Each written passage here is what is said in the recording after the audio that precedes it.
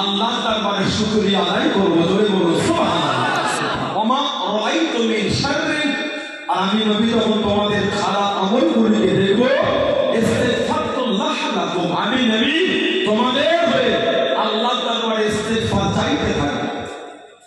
সেই নবীর ভালোবাসায় দরুদ শরীফ, সিয়াসিতা কিতাব তিরমিজি শরীফ, হযরতে ইমাম আবু ঈসা আত-তিরমিজি রাহমাতুল্লাহ, হযরতে ইমাম আবু ঈসা আত-তিরমিজি রাহমাতুল্লাহ, উনি তিরমিজি শরীফের মুসন্নিফ। উলামা হযরতরা জানে উনি কিতাবটাকে অন্ধকার অবস্থায় কিতাব লিখেছেন, চোখে দেখতে পেতে না কিতাব লিখেছেন ইমাম আবু ঈসা তিরমিজি রাহমাতুল্লাহ।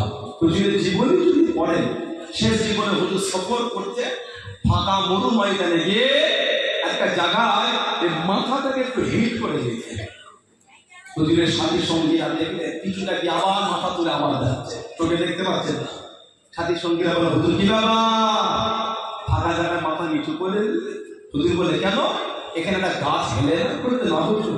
হুজুর বলে, দাঁড়াও, এলাকার প্রবীণ যে টাকা বয়স যদি আমার কাজের সাথে কথা না মেলে, তোমরা জানবে আমার তাআন্নুজাত কমে গিয়েছে, মানে ধরন ক্ষমতা। তাআন্নুজাত যদি আমার কথার সাথে কাজের না মেলে, আমার বর্ণনা করা হাদিসগুলো তোমরা মানবে না, হয়তো আমার দ্বারা ভুল বর্ণনা হয়ে গেছে।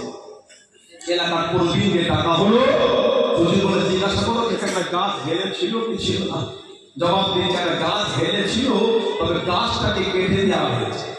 ইমাম আবু ঈসা আত-তিরমিজি রাহমাতুল্লাহ জবাব দিলেন, আমি যখন চোখে দেখতে পেতাম, এই রাস্তাতে একবার সফর করেছিলাম, এইখানটায় গাছটা হেলেছিল বলে মাথাটাকে হিট করে দিয়েছিলাম।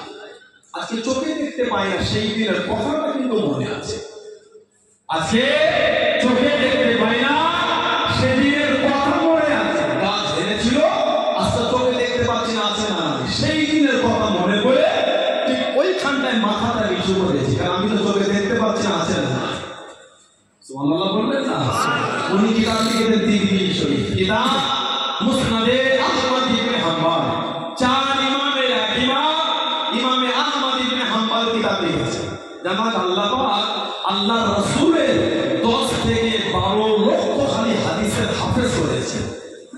সুবহানাল্লাহ। ইমাম আহমদ ইবনে হাম্বল জানা যায় কম বেশি 8 লক্ষ মানুষ একসাথে জমায়েত হয়েছে।